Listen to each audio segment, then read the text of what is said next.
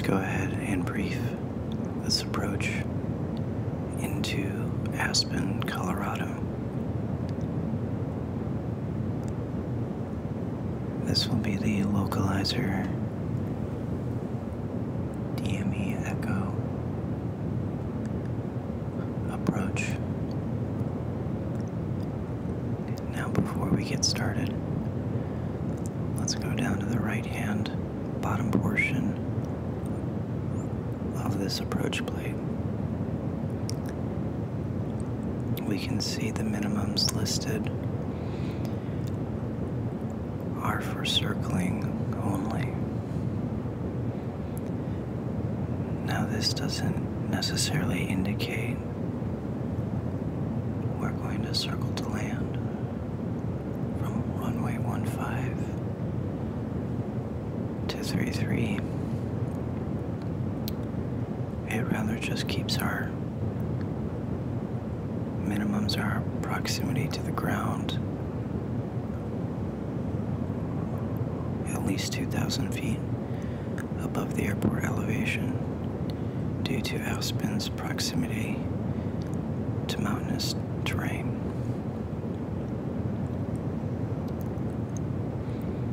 For the purposes of this video, we will assume we're a Category C aircraft.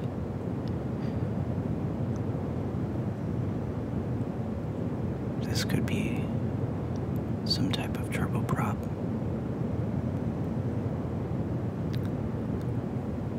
or a small to medium size business jet or regional jet.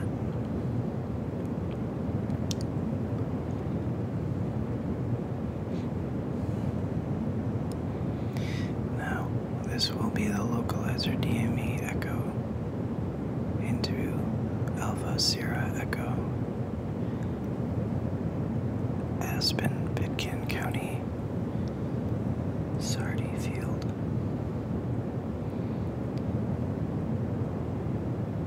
This approach plate is dated the 15th of July, 2021 through the 12th of August, 2021. That is the period that this particular approach plate is valid for. This plate was last amended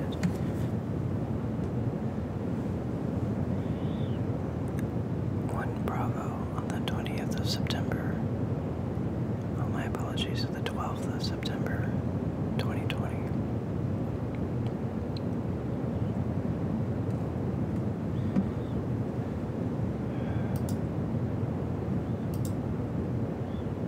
We'll use green.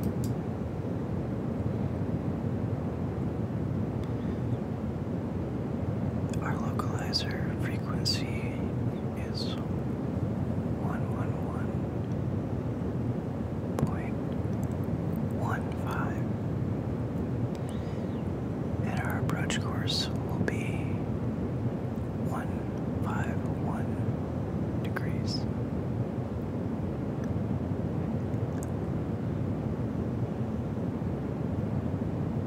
Our runway landing length is not applicable, nor is our touchdown zone elevation. The reason being that this assumes a circle to land, and there actually is no runway listed for this approach.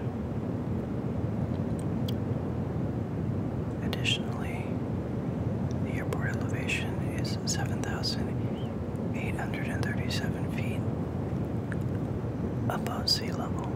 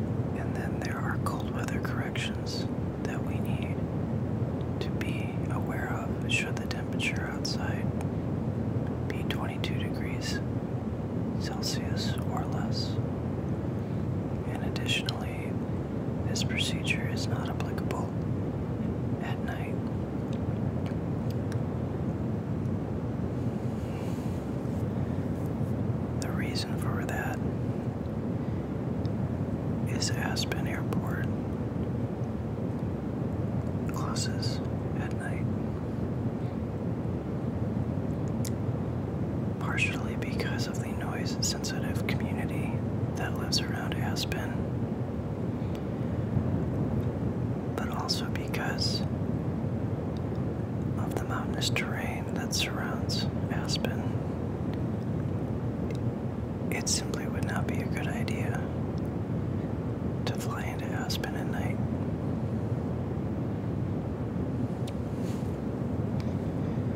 Now, our weather information, our ASE, is 120.4. That's our frequency for the VHF radio. Aspen approach control is 123.8. The star indicates that this is a part-time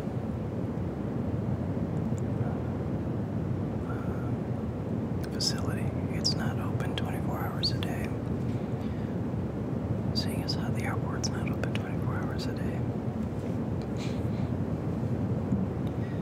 Let me have some coffee.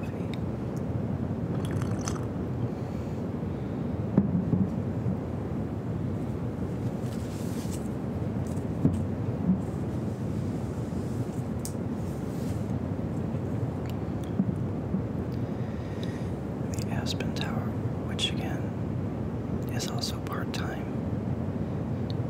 Frequency is 118.85.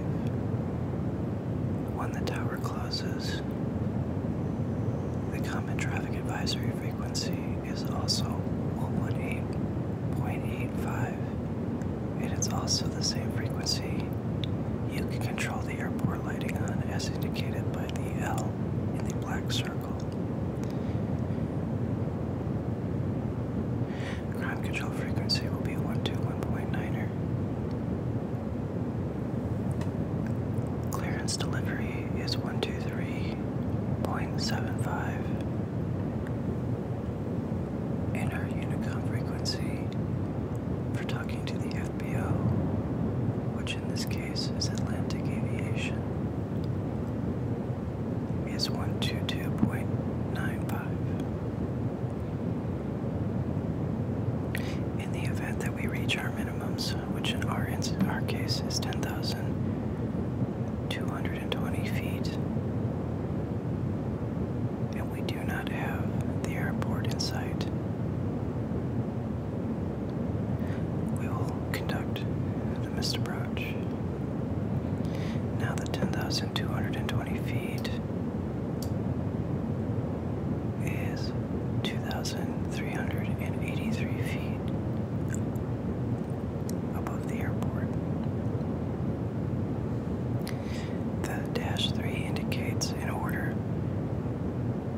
This approach, 3 miles of visibility is required.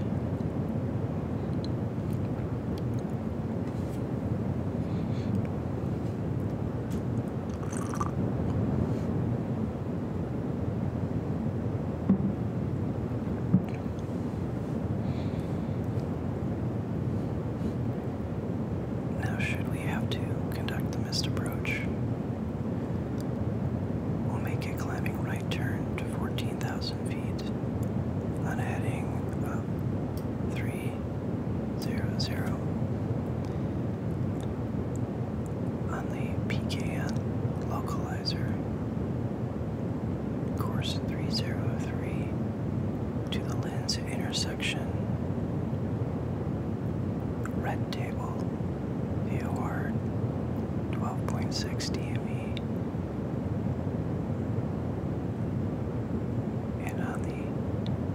Table VOR radial 244 to Gleno intersection, red table VOR 22.7 DME, and hold. This missed approach is illustrated here as well as abbreviated down here.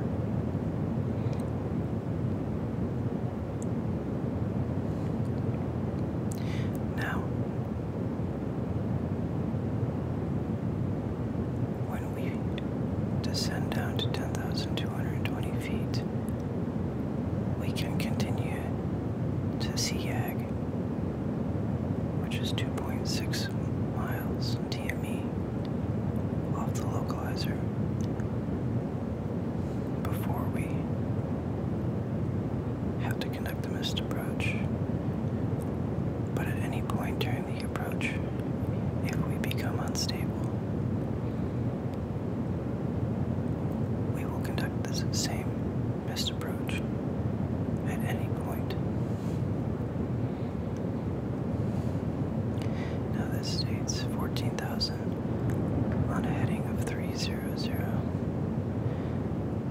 as we conduct the missed approach, or my apologies, once we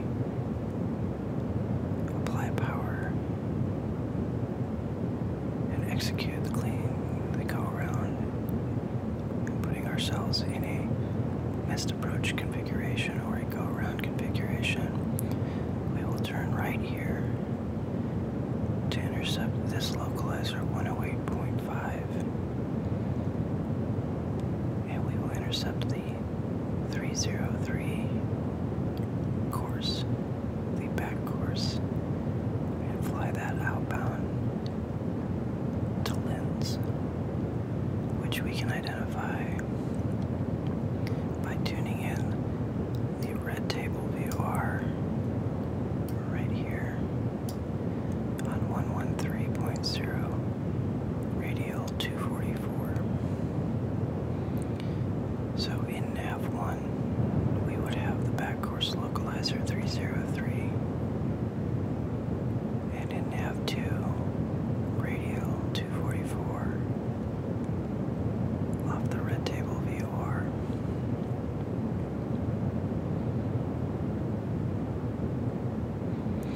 We would then turn outbound on radial 244 to Gleno, where we would conduct a parallel hold entry, back around, intercept the inbound, which will be 064, left-hand turns, and hold. And this will be at 14,000 feet, unless otherwise assigned. And our speed limit will be 265 knots indicated, unless otherwise assigned. This is the published missed approach procedure. And while it's unlikely that we'll fly the entire procedure, we do need to familiarize ourselves with it and plan on executing the full mist.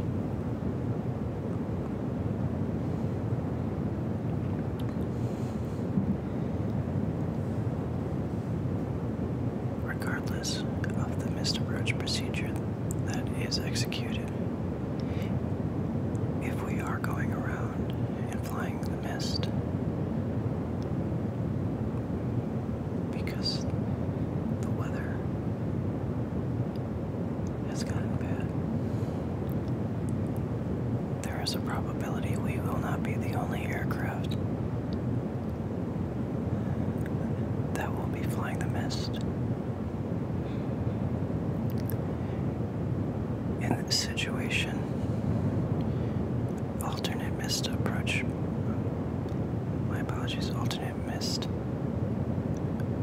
procedures will be issued, and it is common that Aspen approach control will stack us up over the red table VOR, unless we otherwise decide to divert to another airport like Eagle, Rifle, or if we choose to fly east and go to Denver or Centennial.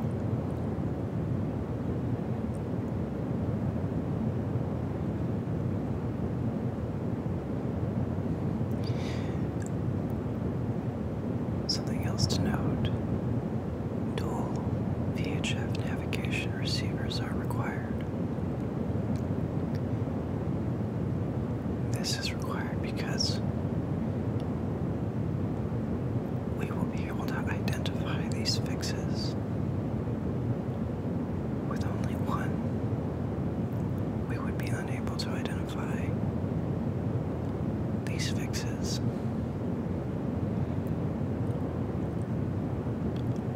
Our minimum safe altitude off the red table VOR at 25 nautical mile diameter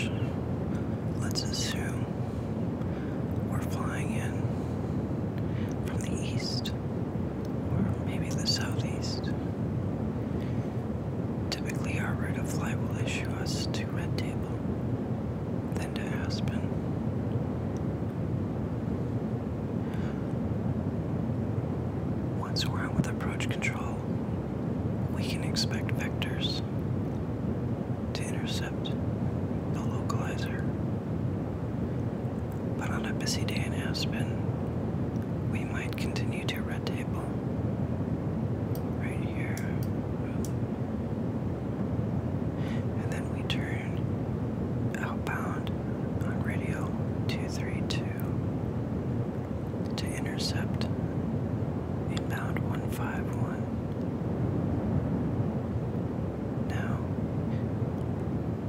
232 to 151 will take us to Jargu intersection, which is an intermediate fix. And it's 13.1 DME off the localizer. We turn inbound outside of KASE, which is 10.9 DME. Now you can notice from Jargu, right down here, we have to be at or above 13,400. Then in the course of 2.9 miles, we can descend down to 12,900, which is a 500-foot difference. And while that doesn't seem like a lot, when you're doing 140 knots over the ground, more or less, or more, but right around there, that's a lot of altitude to lose in a very short amount of time. Something else to take note of is our approach path, our vertical approach path is 6.59 degrees as opposed to a standard 3-degree glide slope. And while we won't have glide slope information to follow, this is the angle that will be required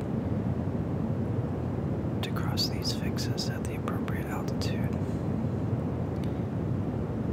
Because it's such a steep angle, that 6.59, it's very important to be configured by the time you're turning inbound. Oftentimes pilots will configure their aircraft at red table, landing gear, landing flaps, slats if they have them. Because once they start this descent, it can be difficult to slow the airplane down to get it to a speed that will allow them to put the aircraft in a landing configuration.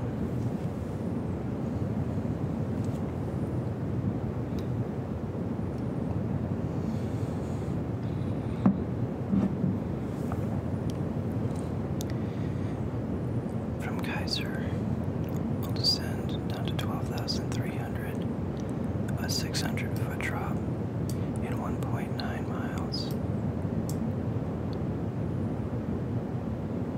From Fimzo, 9 DME, to our final approach fix at Dopey.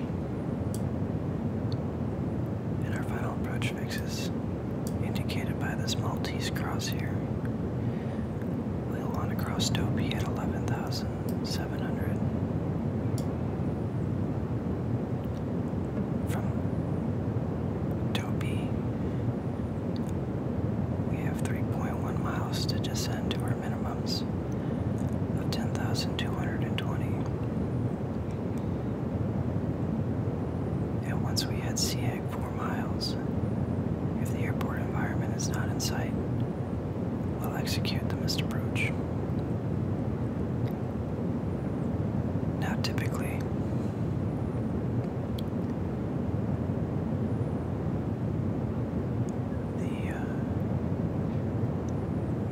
most operators will only fly into Aspen when decent visual conditions exist.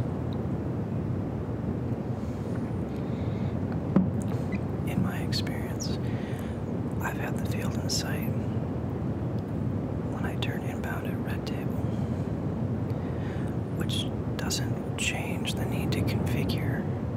You still have to descend quite rapidly and control your speed. But when simultaneous arrivals and departures are taking place, you'll be required to fly to the right of the localizer.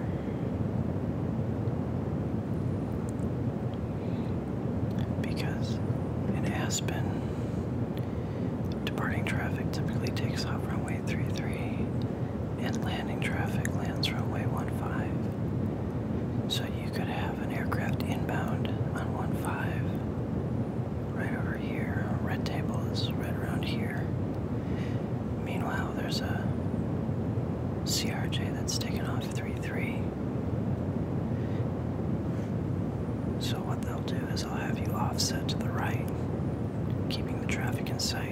once they pass you, you'll turn inbound again, or you'll make a modified base to re-intercept and align yourself with the runway. Now, something to take note of is it says vertical glide slope indicator and descent angle not coincident. The vertical glide slope, that's your precision approach path indicator lights, or your ASEs. They sit off to the side of the runway, and they are set for a 3.5 degree vertical glide slope angle, indicated angle, not the 6.59. Now, in the notes, which I don't have up, but if you take a look at the Jeppesen approach plate, it will tell you that utilizing this vertical glide slope, or visual glide slope, more than, I believe it's 3 or 5 miles out, it's unusable. It won't give you the information you need to make a stable landing. So really, 5 miles or less is when you can go ahead and establish yourself on the visual glide slope indicator and follow that in to land runway 15.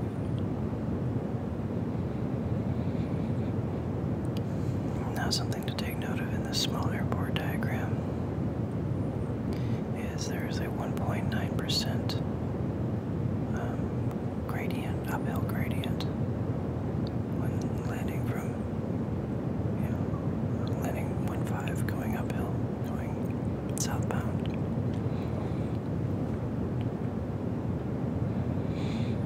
Now, the approach lighting is indicated here, as well as down here, is for runway 33, and medium intense runway lighting for runway 15 and 33. So we have an approach lighting system for runway 15, but then the runway has a lighting system as well that works either way.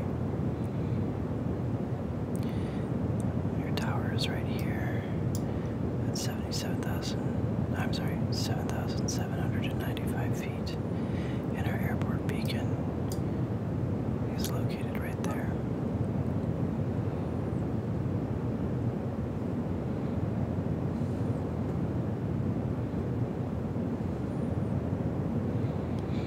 Something else to take note of, the procedure is not applicable for arrivals on the red table VOR aerial radius 175 through 244.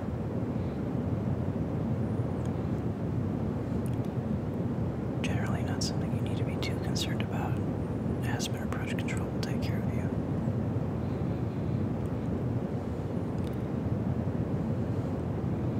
Something else to notice on this view of the approach is right here. Well, apparently, Preview wanted to highlight everything, but down here you can see this elevation number is larger and bolder than the rest. This indicates it's the highest point on this plane view at 14,158. That's our highest point, which is important to take note of since it's in such close proximity to the airport. Now, there are additional procedures that can be flown for this airport, including a GPS approach. Some operators have developed a single engine extraction procedure. Should something happen inside of the final approach fix, or SEAG even.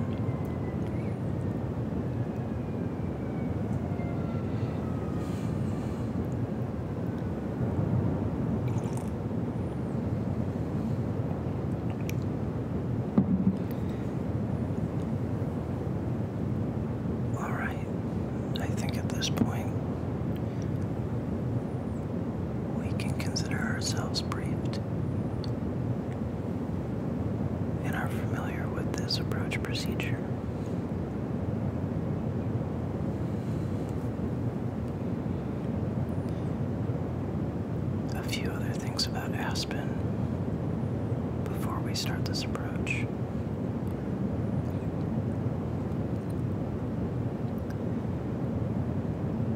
As you can see, this is a picture of Aspen. And while the picture is from 2013, it looks very much the same still.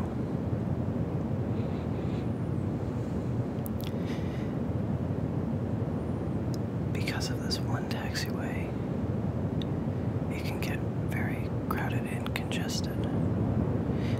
This is actually a view of the airport that's very rare in that there's actually not a lot of aircraft on the field.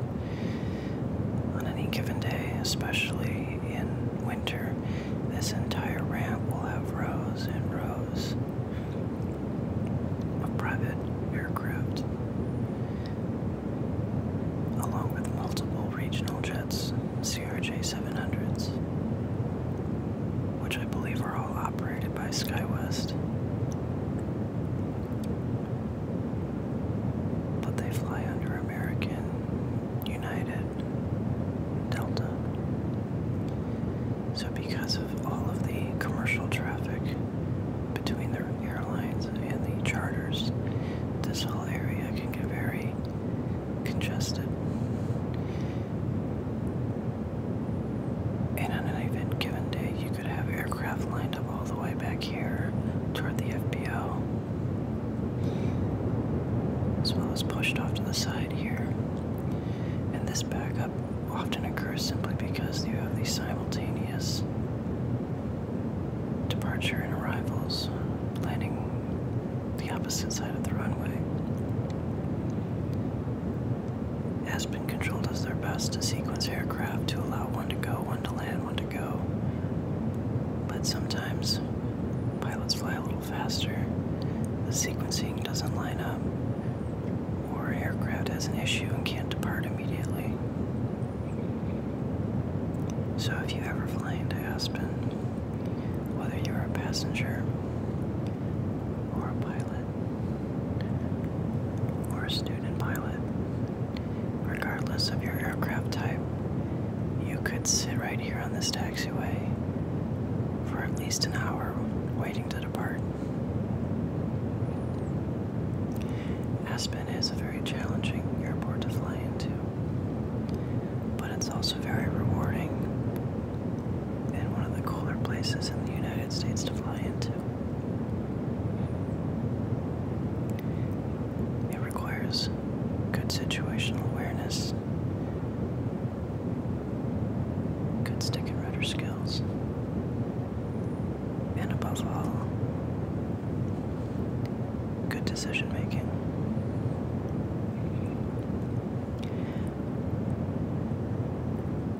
I hope everyone's enjoyed this video, and I look forward to making more in the near future.